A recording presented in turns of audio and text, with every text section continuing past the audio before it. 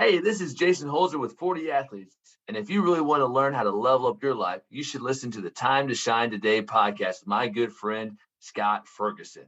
Let's level up. Time to Shine Today podcast Varsity Squad. This is Scott Ferguson, and we're at episode 347 with a 2.0 interview with my really good friend, Jason Holzer. Jason is someone that I immensely respect, a fantastic parent, fantastic athlete, fantastic coach. He's just a St. Louis Cardinals fan, so we have some differences there, but it doesn't keep us from having a great friendship and collaborations.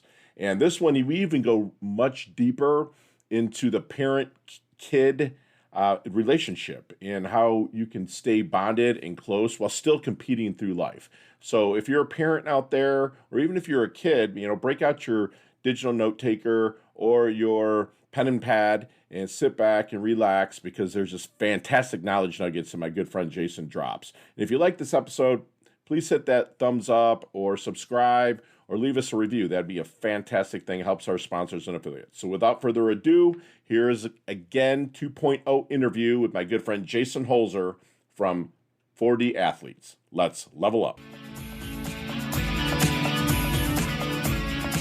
Time to Shine Today podcast Varsity Squad. This is Scott Ferguson, and I got a 2.0 interview here. We interviewed my boy Jason Holzer here from 4D Athletes back in August of 2020. He's one of my first COVID friends, if you will. And to me, I think COVID's the best thing that's really happened to a lot of businesses if you handled it the right way. And one of the blessings that I had is I was introduced through Shay Sparks, a good friend of ours, and also Jason and Jimmy Huber, his partner in crime there. I got to interview both of them. Jason and I had a fantastic interview back in episode 114.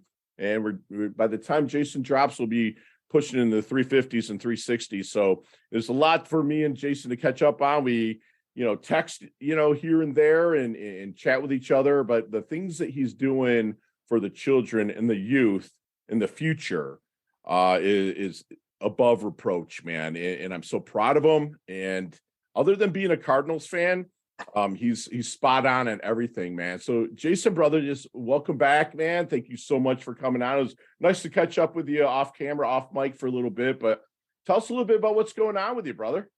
Scott, man, it's always great to see you. It looks like you're doing well. Excited for your show to keep growing, and excited to be 2.0. It's really cool because you mentioned like working with youth and that kind of thing, but I think too, like the important thing is what I've realized is, yes, as important it is to work with youth, it's also important that we help the youth, like who they go home to, which is parents.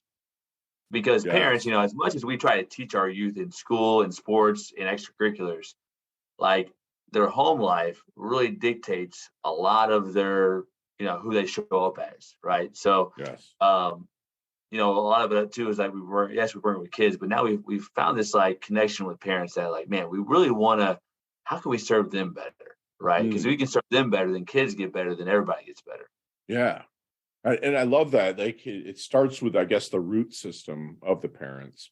And I know correctly that you guys really get the parents involved within your guys' activities and situations, correct? Yeah, that's the goal, man, is to have parents like working with their kids, learning and growing together. And really sparking conversation and connection, right? Because every time a kid feels more connected to their parent, they're going to show up much differently at school, in sports, in extracurriculars, just because they feel supported. And I know about you, but like anytime I felt supported, I showed up with more confidence. Right. I showed up with courage. I showed up with more like just feeling good about myself, Absolutely. And so I think like when parents can understand like your support is everything to their kids. Right. How you do that in a certain way to make their kid feel like they're, the best thing in the world, and not in an arrogant way, but just like showing up like, hey, no matter what happens, I know I'm going to be loved, supported, and cared about. Right. And when kids have those basic needs, man, like they can really start to thrive. With that being said, man, you're a very curious person. To me, curiosity is the biggest superpower anyone can have. But what's your take really on the trophy for everybody? What's your mentality of setting kids up for the future and teaching them about wins and losses? Because I'm a big believer, hey, you compete, you get the trophy that you earned. Okay. There's differences of opinion across the board, but that's what I feel has really helped me out. Like, where do you see parents going with that conversation with their children right now?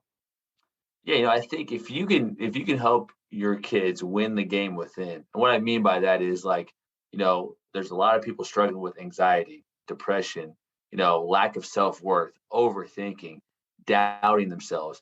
And if you can instill like, yourself by helping yourself win the game within of those kind of things, and you help your kid do that, then what you're going to have is a kid that's going to be able to grow up, be interdependent. Like, they know they need help, but they're able to go out and try things and go for things, live their dreams, if you will. But they're always going to want to come back to you as their safeguard, as their person that's like, hey, you know what? I want to come back and visit you for Christmas. I want to spend time with you. I want to go on trips with you. I want to share my deepest struggles. I want to share my biggest celebrations. Like, That's awesome. I think at the end of the day, that's what every parent wants, is just to feel connected to their kid beyond the rearing years, if you will, or the years that they have to stay connected with you, right? Right. Yeah, Do they want to come back and be with you after they've had the chance to go out on their own and you've done all the things that you can do up till 18? I think that's the ideal, and then like if you ever have a chance to be a grandparent one day, or you name it, like just to feel that lifelong connection, that's yeah, at the end of the day, that's winning, good. in my opinion. Right. Where are you seeing then with parents?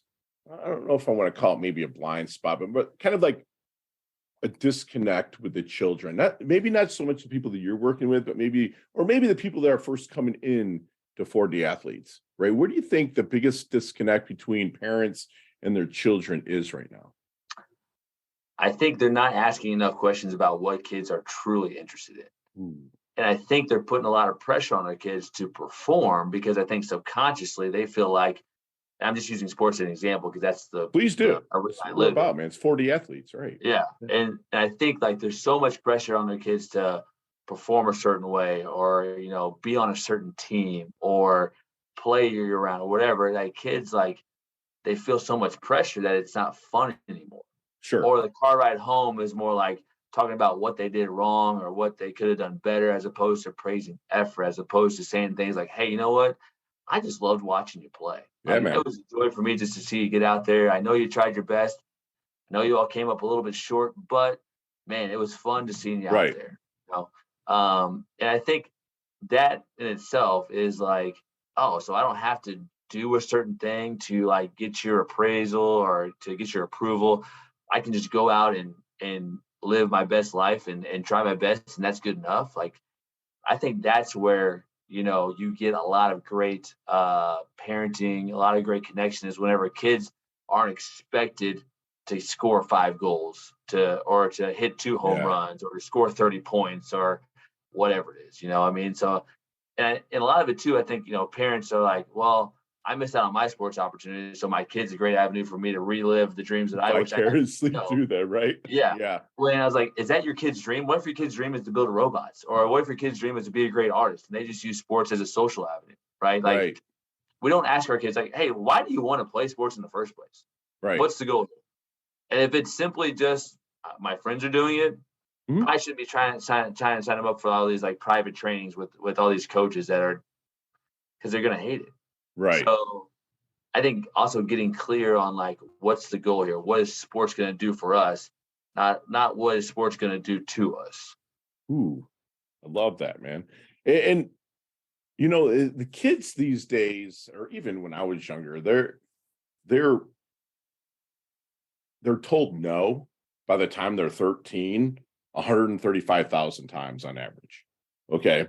And so that we're born salespeople. I'm sure your kids, you go through the checkout line, they're like, Dad, can we? You know what I'm saying? You see that M&Ms or whatever, like we're born, but that's just instilled out of us or just kind of taken out of us. Do you go through any coaching with parents when you're starting to work with them about providing affirmative feedback, or if you have to say no, there's a certain way to say it?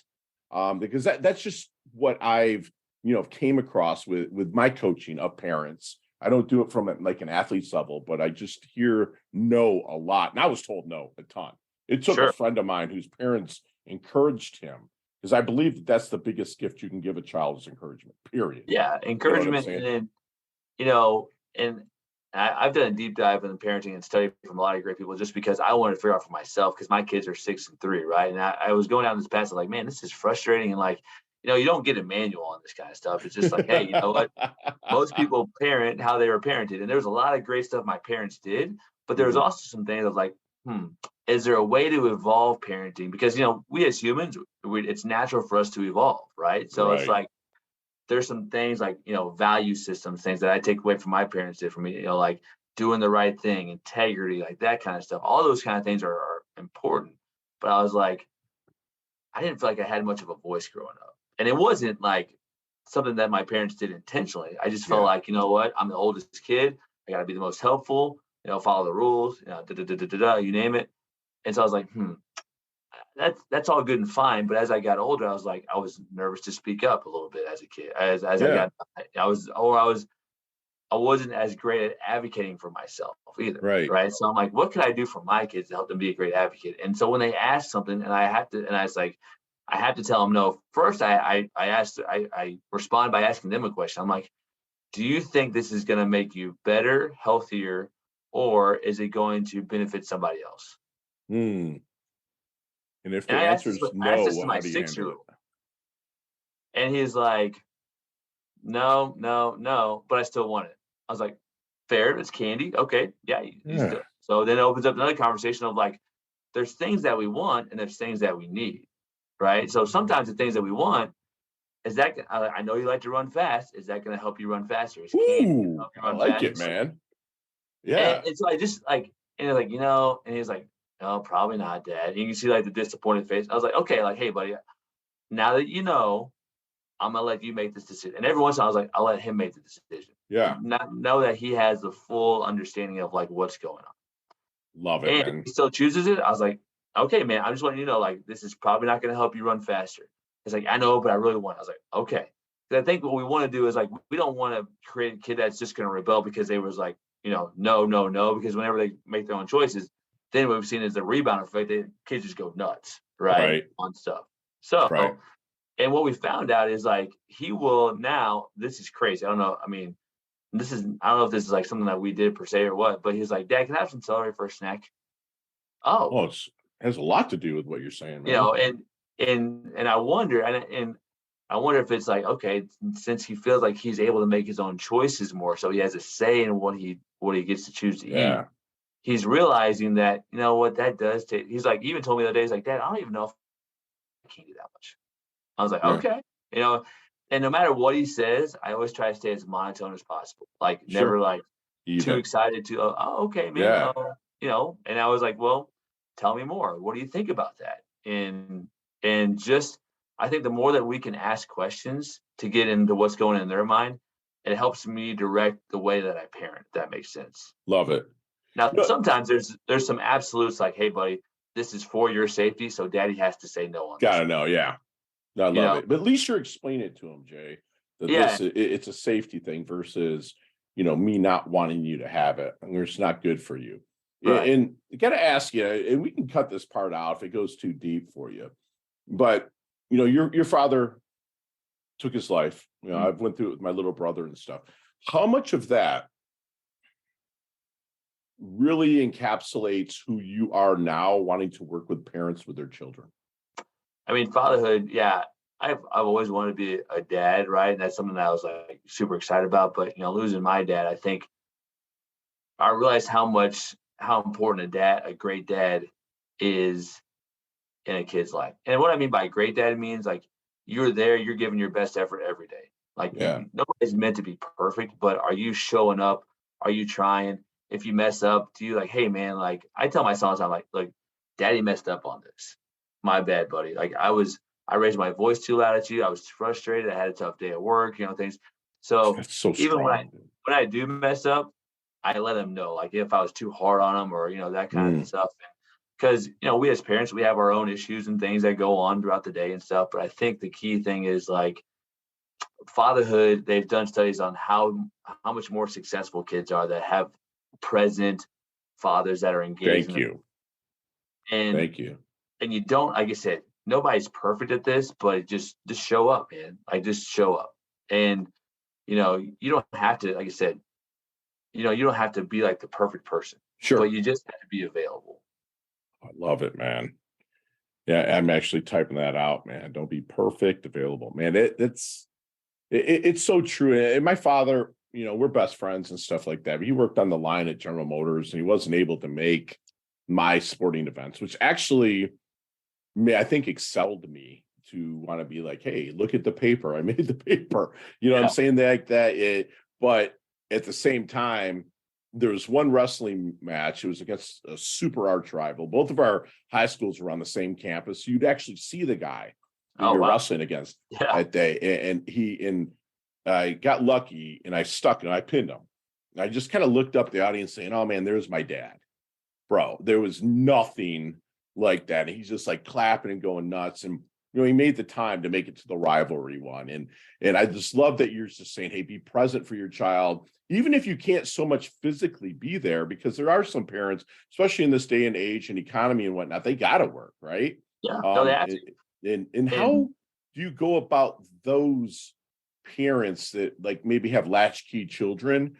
They want them to be involved in great things like sports and stuff like that to build confidence and to learn competition.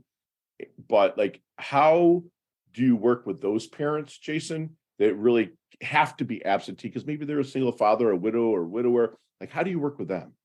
Yeah, I think, if I have to be gone for a little while, what I did, I'll make I have a little canvas that has like things that my kids' favorite things. And I drew a picture of it. Like, I'm not an artist by any means, but like I have it where like it sits by my son's beds, and they're like, hey, look, buddy, Daddy is going to be physically gone for a little while, but this is something that you can keep next to you, knowing that Daddy always comes back. Yeah. Daddy always comes back. I will call you, I'll check in on you, make sure you're doing well. But just because Daddy's gone, though, there's still some standards that we have to live up to. Like, you still got to, do what you're supposed to do in school, help out grandma or whoever's watching. I love it, man. That kind of thing. So like, and what that does is that builds integrity of like, who are you when the point of authority is not around? What are the decisions you're making? Because I was like, look, man, I'm not going to be around all the time to tell you what to do, what not to do. So like, I want you to know that I care about you. I love you. And even if I'm gone, here's this thing to remember me by. What the cool thing he did was, he's like, Dad, you know what? I drew you a picture. He colored me in a picture of like a gingerbread house. He's like, I want you to take this on your trip with you so you remember me. And I was like, okay, great. But yeah, my dude, that's awesome. So it's like just being an example of what it means to care about somebody, right? Yeah. You can't be by somebody all the time, 24/7. That's just unrealistic, right? Yeah, and it's probably not great because they have to still mold themselves. Yeah, so, but what are the things you can do that still build connection even when you're not there? And it can be something super simple as like draw a little picture, right? Yeah. Yeah, and like this sounds, cliche, but things are cliches and worn out because they work. But you tell them, hey, you're the man of the house when I'm gone. You have to, you have responsibilities that you're ready for, and it builds. I remember the first time my dad told me that, as a kid, I'd be like, really? Yeah, man, I'm gonna watch my little brothers, and I have it, and the responsibility he gave me, man, it was awesome. So yeah. And look at just PBA real quick, like make sure whenever you say things like, hey, you're the man of the house, like you explain to them what that means. Because I have a story about that kind of like went the wrong way. Like, so after my dad passed away, and I talk about this in my book, elderly woman, I don't know, she was probably a family friend or whatever. She's like, well, hey, you're the man of the house now. And I was like 17. I'm like, oh my gosh, does that mean like I'm working at a grocery store making like $8 an hour at the time, right? Like, what does that mean? Right. So I think like the thing is like, hey, bud, you're the man of the house at 6 years old. What that means is I need you to get ready for school on time. Yeah. Be helpful with grandma if Love ever it. just listen. So like, I think, we could do a better job of like being a little bit more detailed like what we mean. So that way kids aren't coming up with their own stories about what this stuff means. Right. I love that, man. Because that's where like the nervousness, worry, that kind of stuff, whenever they're in their own heads and you don't direct them in a way what you mean by things, then you leave it up to them to figure it out. And, you and I know, man, you can come up with a bunch of different things of what that could mean. So, right. And I love that you broke that down because it could be as easy as saying, hey, man, you make sure that you help mom out, clean the litter box or whatever he's Yeah. capable of doing at the age, and give him the responsibilities. And like you said, I believe you said, sharing the lessons and when the point of authority is not around, Hmm. and what they could be doing. And that's awesome, man. So tell me a little bit about the MVP, the most valuable parenting, and the program you got going on with that, sir. Yeah. So we're starting that up here probably in about a week or so, maybe after Thanksgiving, but it's most valuable parenting. And we partnered with Ria Lala from buildgreatminds.com. And she's in Canada area, but she's somebody I've learned a lot of these great emotional intelligence parenting strategies from. Okay. And we're going to do like a 5-day mini classes on each day on the 5 A's of parenting. So that way you understand, like, how can I show up more emotionally present with my kid? Mm, And then after that, like, we're going to offer something too as well for people. There's a coaching program that we're going to offer as well that you can have with us to really go and become the best parent, the most valuable parent, if you will, you could be to your kids. So that way, whenever they become like 18, 19, 20, 25, whatever it is, the experiences you gave them as a kid, they're going to remember that, and they're going to want to come back in a healthy way to right. spend time with you, visit you. I'm not talking about like the boomerang kid that's like hanging out in your basement, which, I mean, no problem with that either. I mean, that happens Sure. sometimes. Yeah, man. Kids, but you want your kids to thrive and fly, right? Whenever Yeah. they nest, right? But they come back because they want to come back. They're doing well. So that's a lot of what it, then we're using sports as a term because a lot of people have their kids in sports at some point, and what are the things in life lessons that you can use in sports too to help you become a better parent as well and support your kid in Mm. their activities. And let me ask you something then, because you've laid a lot out today, but it's 19 years in the future. Your boy's 25, right? Yeah, 25 because he's 6. Hmm. What would be the biggest victory at 25 for your son? Meaning, like, what would make you feel the best when he's 25? I would say seeing him happy, healthy, and helpful. The 3 H's. Mm, He's loving what he's doing, but he's challenging himself. He's getting better every day. He's creating opportunities. He's healthy, like he has healthy relationships. He's around great people. He has, because you and I know, like, you're your kid's biggest influence till about 11, 12, but then hmm. it's like, Yeah, who do you surround yourself with, right, right? So that he's picked a great group of people that are going to encourage him, that kind of thing.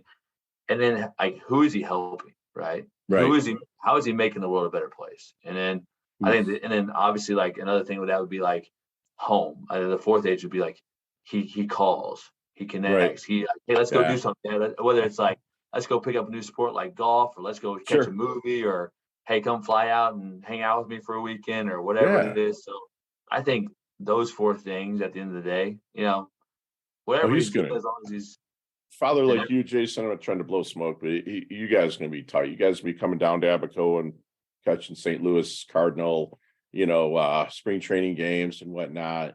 That's the reason why I've even picked 25 is, because like you said, you're connected with your kid till they're like 12, and then they know everything, of course. yeah, I mean, they're I know trying I to find their did, own identity. Yeah. right. But the reason why I take, because physiologically, your brain is developed. It's funny, we're mush in the brain, still mushy until we're 25. That's the only reason why I picked 25. And I wanted to hear your insights on that. So Yeah. we'll move on to the four central questions that we talked about a little bit off camera and off Yeah. mic here. Tell us a little bit about the insight struggles that and whatnot that's coming together with the four central questions that you're rolling out. Yeah. These are four essential questions that I've found that, like, as I've studied a lot and, like, kind of thought, processed, meditated on, like, man, if I were to ask somebody four questions that were essential for me to get to know them as a leader, whether you're Mhm. a parent at home, teacher, coach, CEO, whatever it is, if I could ask you, and number one is like, who do I want to be? And now please understand, like, this is probably for kids that are like maybe 8th grade, 14, 15, they've had some life experience, right? They kind of have some cognitive ability, writing ability. But first one is like, who do I want to be? I'm not talking like external. I'm not talking I like feel you. doctor, Yeah. lawyer. I'm talking like winning the game within. Like, do I want to be confident? Do I want to be bold? Do I want to be courageous? Do I Yeah. want to be joyful? Like, what are the things that I want to feel on a daily basis? Because at the end of the day, we're all chasing a feeling of like peacefulness, satisfaction, fulfillment. Yeah. That's where all of Love our it. internal struggle comes from, is because we're trying to chase all these things that are going to try to like give us this like inner peace or like fulfillment or like praise, acceptance, whatever it is.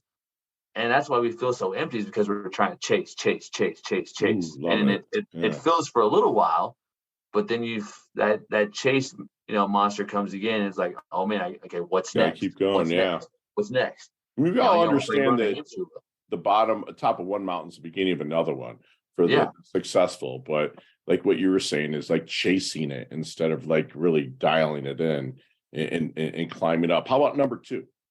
So then, now that I know, like, let's say I'm just gonna use confidence because that's a big one, right? Most parents want their kids to feel confident. Sure. What do I need to do in order to feel confident? So this gives me a blueprint. Okay, I need to think about, and what I do is I give people like 2 to 3 minutes, because I want them to think off the top of their head. I don't want them to overthink it.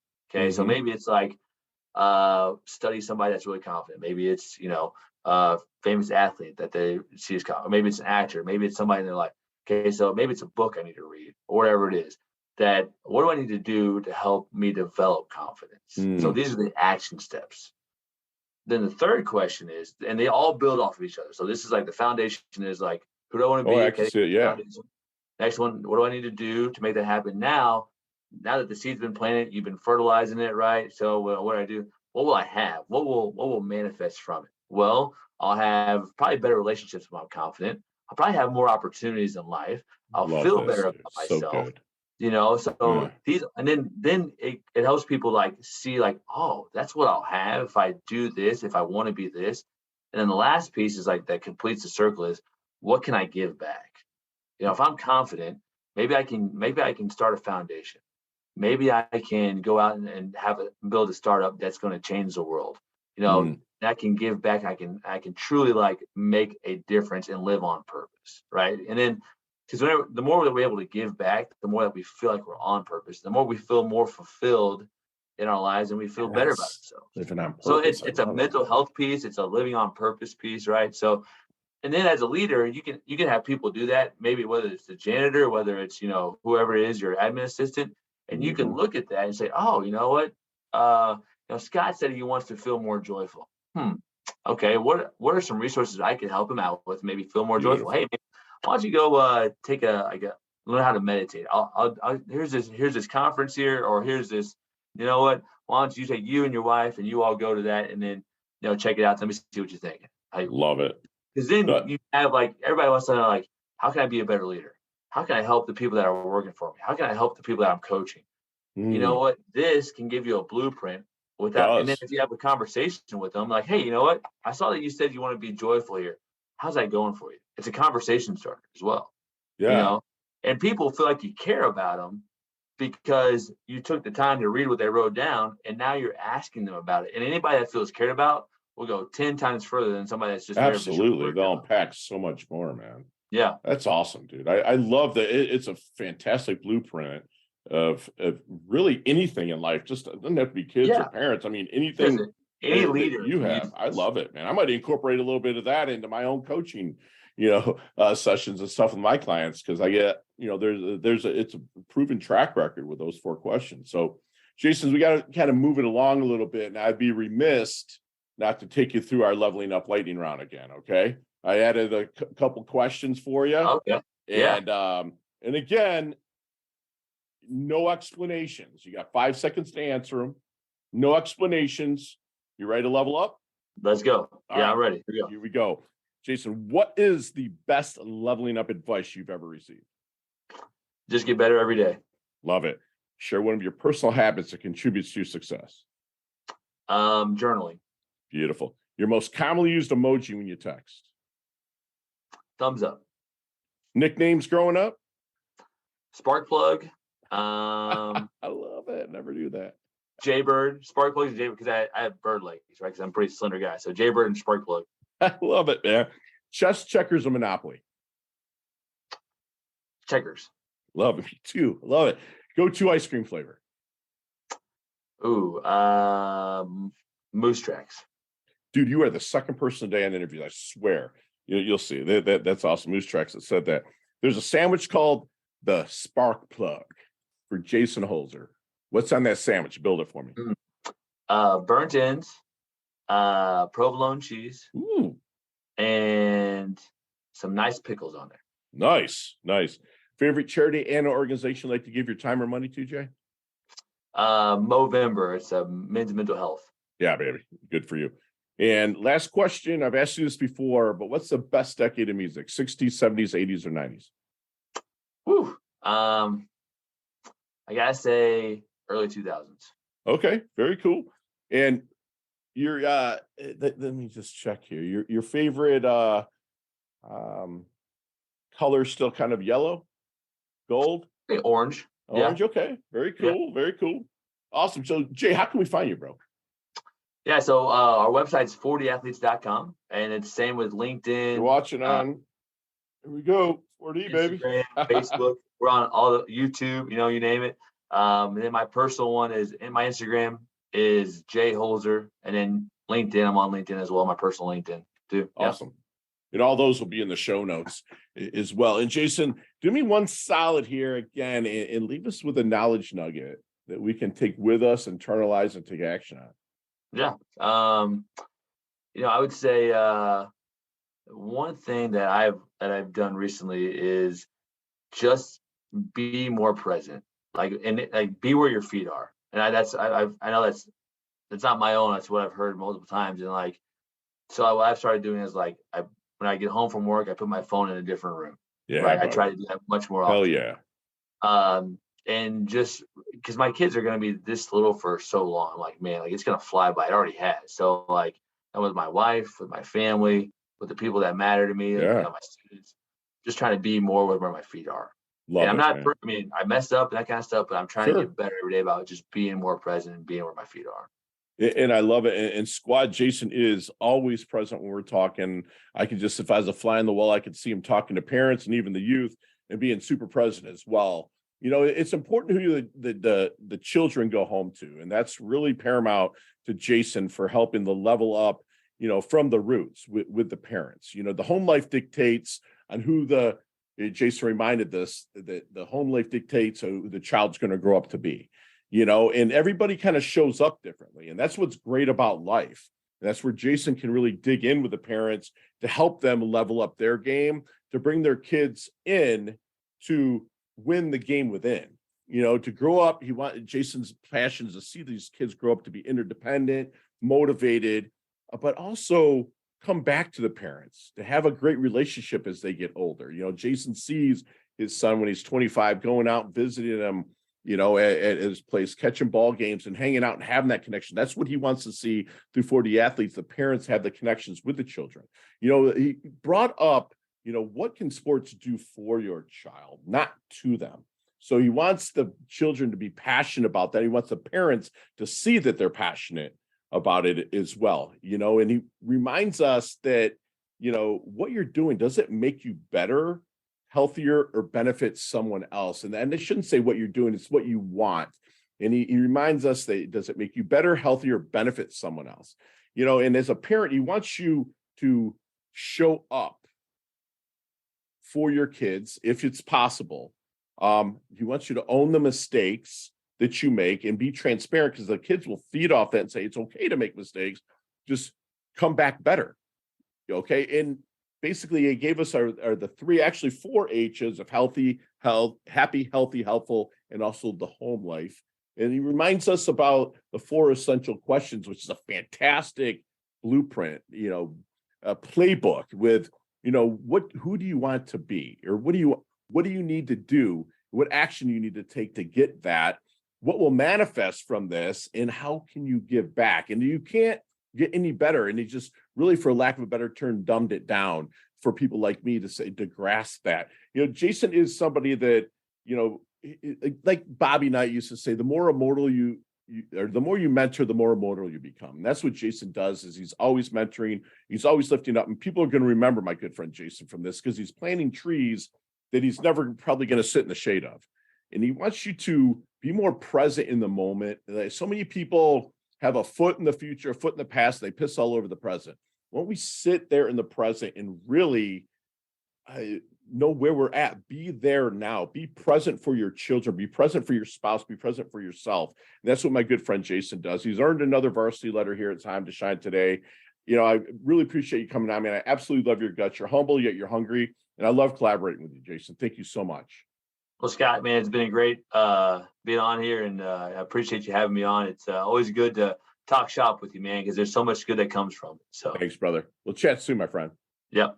Hey, thanks so much for listening to this episode of Time to Shine Today podcast, proudly brought to you by Sutter & Nugent Real Estate Excellence, who can be reached at 561-249-7266 and online at www.sutterandnugent.com. If you're a business owner or professional who would like to be interviewed on Time to Shine Today, please visit timetoshinetoday.com/guest. If you like this episode, please subscribe on Apple Podcasts, Google Podcasts, Stitcher, Spotify, iHeartRadio, or wherever you get your podcasts. There's a link in the show notes to our website. Also there, you will see our recommended resources. We hope that you will support our show by supporting them. If you like what you've been listening to, it'd be great if you could just give us a 5-star rating and tell your friends how to subscribe while you're at it. I'm your host, Scott Ferguson, and until next time, let's level up. It's our time to shine.